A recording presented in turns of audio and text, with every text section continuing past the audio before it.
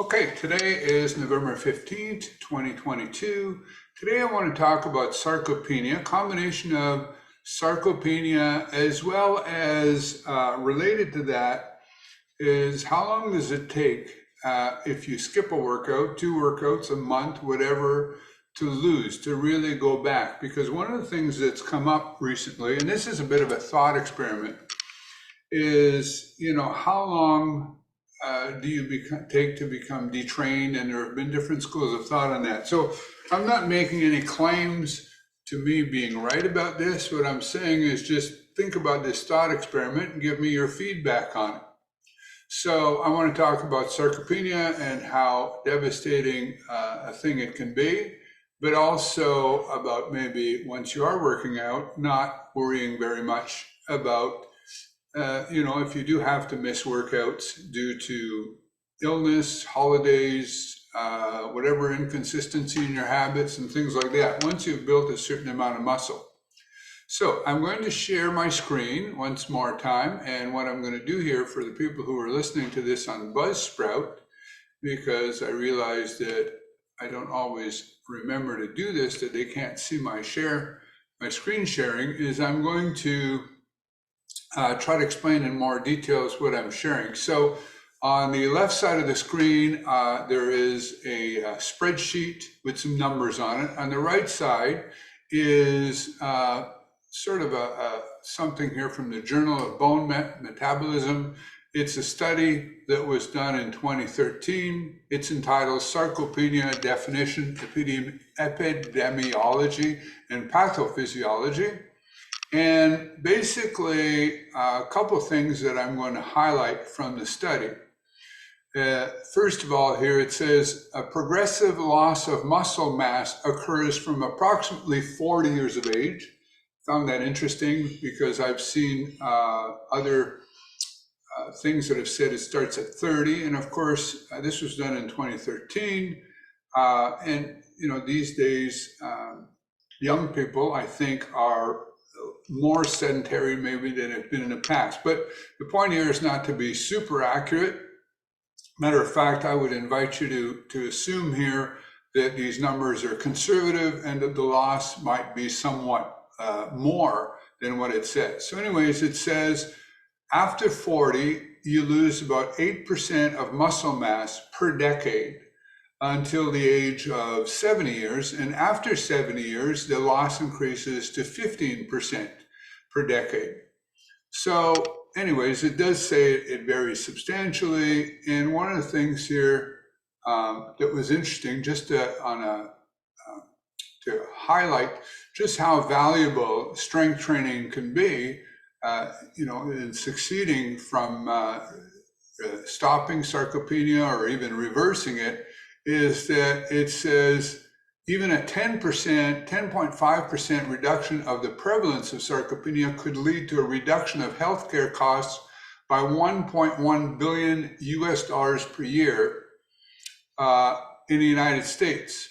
So, and it talks about some other things. So now on the other side here, what I've done, so the spreadsheet, again, I'll try to explain it for people on Buzzsprout. So based on my body composition tool, I have 132 pounds of total muscle, and that's based on the measure of how much muscle there is in each arm, my trunk, and both legs, and adding it all up. Not sure if that's the right number. These body composition tools are not always accurate. And it says I have 83 pounds over on the right side of skeletal muscle. So if I'm losing 8% per day, and so now I'm going to make the assumption, I'm 64 now, but I've been working out for 40 years. So I'm going to make an assumption, lots of assumptions in this thought experiment, that this is the amount of muscle that somebody would have at age 30. So what I've done to make it even more is I've started the 8% reduction a decade earlier. Instead of from age 40, as the study indicates, I'm doing it from age 30. So in the left side here, where I'm decreasing total muscle every year, you're basically seeing that I'm going from 132 pounds at 30 to 121 at 40 to 111 at 50 to 103, and then 95 at 70, and then it starts to go down faster based on the 15%, 80, and then finally 68. So essentially, if you look at this, there's pretty much half my muscle mass between 30 and 90. Now, of course, here I've used the 83 of skeletal muscle just to use somewhat different numbers here, and it goes again roughly half, because of course, same percent, from 83 to 43 from age 30 to age 90. So that's really significant over decades. But going back to my earlier part of the thought experiment is how much am I losing per week, right? If I miss a workout.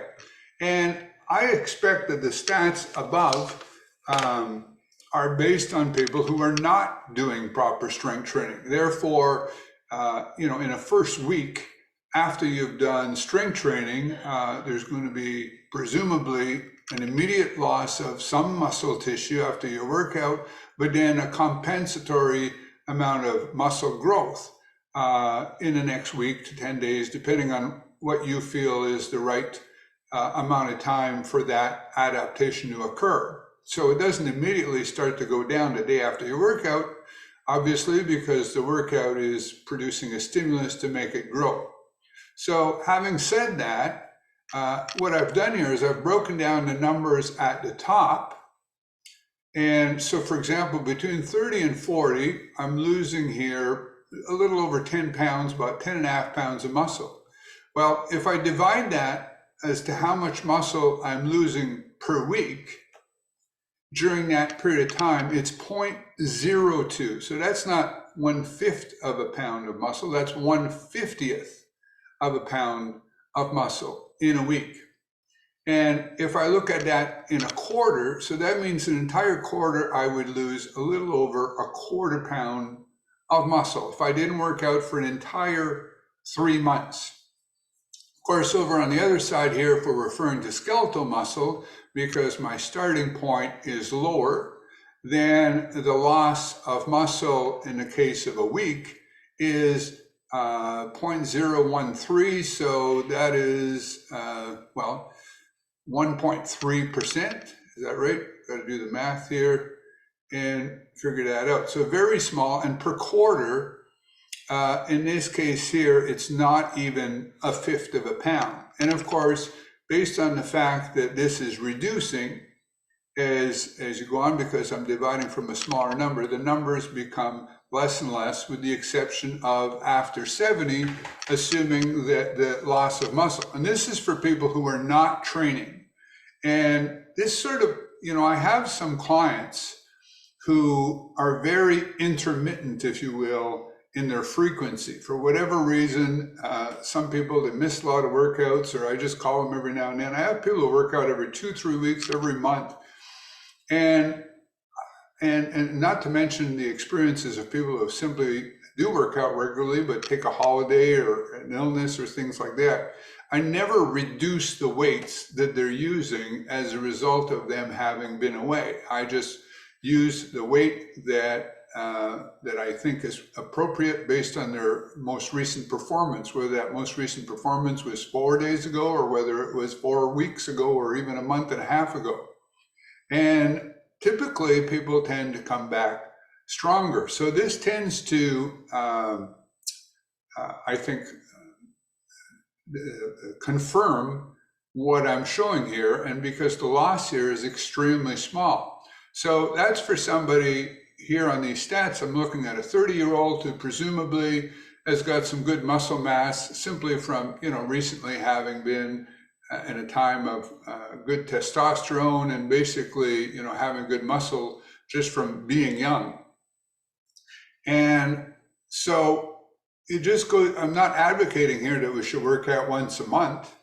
I am saying that if somebody says, well, what good is it going to do to work out once a month? I'm going to say working out once a month can make a huge difference and be very beneficial. Would it be optimal? No, because obviously, if you work out more often to a certain point, you're going to have more stimulus and more increases. So rather than an increase a little bit every month. You're going to increase several times during that same period, provided your frequency is not excessive and then makes it impossible for you to actually recover, in which case too much exercise, just like not enough exercise, can wind up going the wrong way. So anyways, I just had some thoughts when I was listening to this and or reading about sarcopenia and the rate at which people lose muscle, and basically why, yes, use a frequency that works for you, but even, I believe, especially for older people, even somebody doing strength training, even really infrequently, 2 weeks, 3 weeks, even a month, if anybody's thinking, well, what's the point of that? Is it optimal? I don't think so by any stretch. I'm not suggesting that, but is it going to make a difference? So the difference between not working out at all and say doing it once a month, I think would be phenomenal. Once again, feel free to disagree in your comments, point out some things in my thought experiment I may not have considered, and subscribing, sharing, very much appreciated. Bye for now.